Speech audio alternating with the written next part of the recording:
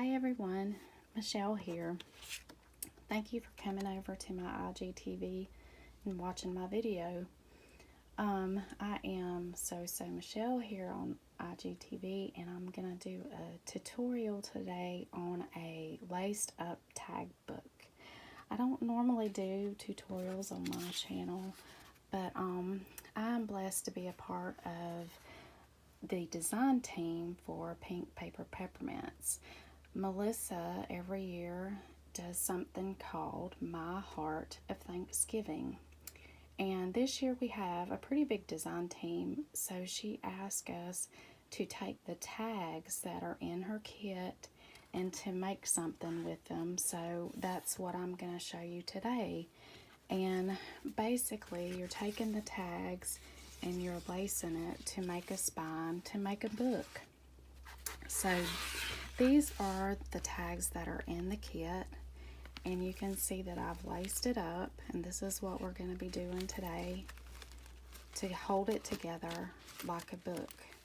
I have another one right here. These are also tags in the kit, and this is a different ribbon. So I'll be showing you how to do this and also giving you some tips that I learned along the way.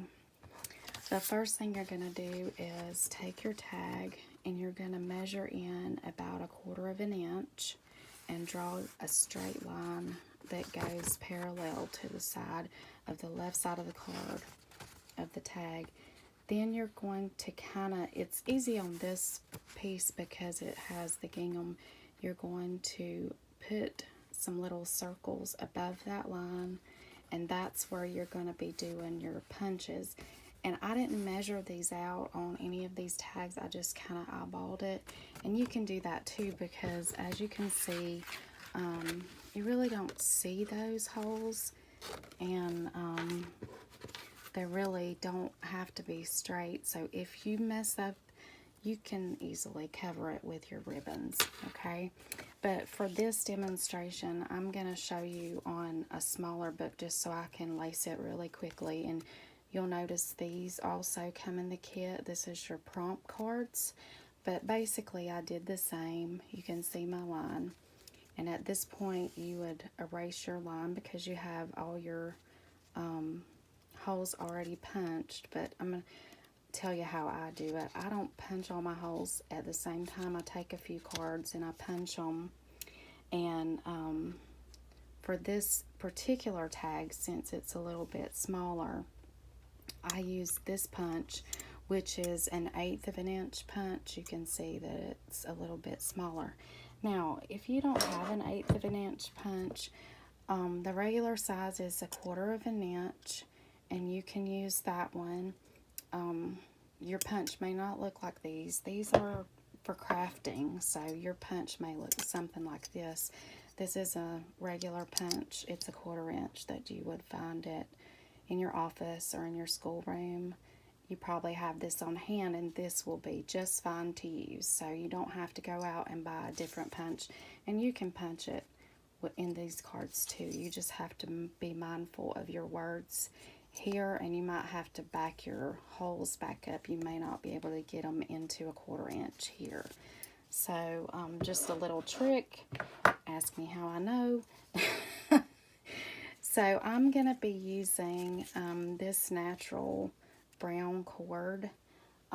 This is called a braiding cord. And you can find this at the local craft store, or you could use something similar to this. This is a cotton cord. You can also, those twines that you get on packages, you can use twine.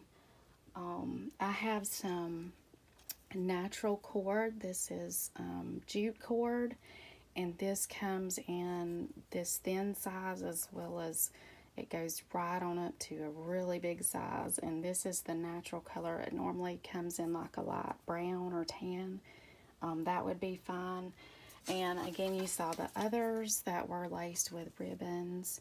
You can use any kind of ribbons you want.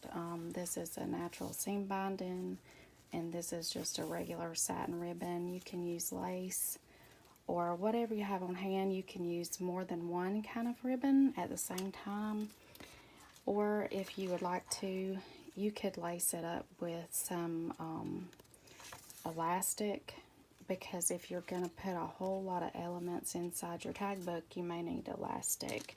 But that's up to you. This is your personal preference on that. So I'm going to go ahead and start lacing. I start from the top, and this, basically what you're doing is you're going to lace this like you would lace your shoe. So I'm going to do it over. Now, you don't have to do it over. I did do this book, I went ahead and just laced. But if you want to put something at the top, you need to start at the top so that you can have a loop here. So this is how this goes. So then I would take this side of the cord and go back through the back of it over this way, and that's going to bring it over the top. So, and then you're going to take this cord and go back through the same hole you just put that one through, and it brings it over the top. So you're constantly going over the top. See, so this is not so bad. So you keep going over the top. And if you'll notice here, I've got my clips on because I'm keeping my holes. This is just something to make it a little bit easier.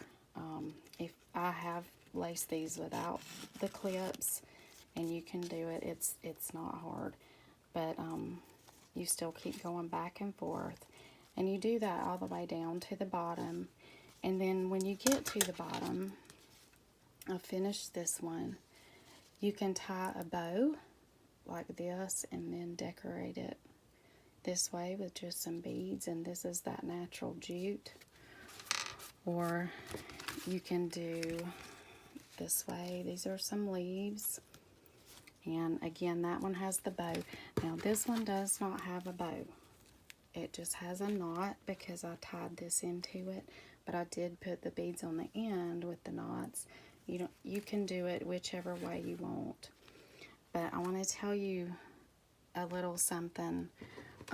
It's best to lace your book with nothing in it.